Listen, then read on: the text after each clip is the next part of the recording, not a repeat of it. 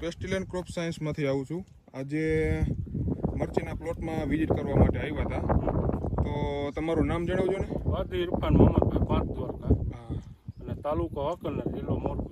આજે તારીખ કેટલી છે? 5/8/2025.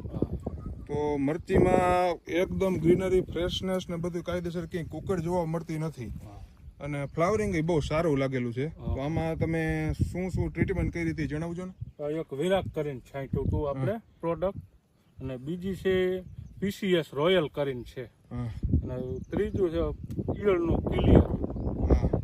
બરાબર છે. રોયલ કિલર ને વિરાગનો તમે રાઉન્ડ કર્યો છે, બરાબર? કેટલા રાઉન્ડ કર્યા છે આમાં? આમાં એક રાઉન્ડ મેં કર્યો છે અત્યાર લગીનમાં, અને 20 ml પ્રમાણ છે એનું. પણ આ છાંટ્યા પછી મરચીમાં બહુ રિઝલ્ટ સુપર આવી ગયું છે. એકદમ ગ્રીનરી થઈ ગઈ મરચી, એના પાંદ હારા નીકળી ગયા છે. બીજા નંબરમાં પાનખર હતું એ પણ અટકી ગયું. પાનખર અટકી ગયું છે. હવે ટીપકા થતા એ બધું ધબડકો થઈ ગયા. અને આ માર્યા પછી 5 દિવસે તમને રિઝલ્ટ રિકવરી સુપર એકદમ મળી જાય. બરોબર. કોઈ પણ રોગમાં કામ કરશે. થ્રીપ, કથેરી, ચૂસિયા જેવા કોઈ પણ નામ નહીં શકે, ઈયળ છે એ બધું સાફ થઈ જાય. ફ્લાવરિંગ કેવું લાગ્યું? ફ્લાવરિંગ બહુ સુપર એકદમ આવી ગયું છે. મરચીની વધી પણ વધી હારી ગઈ છે એકદમ.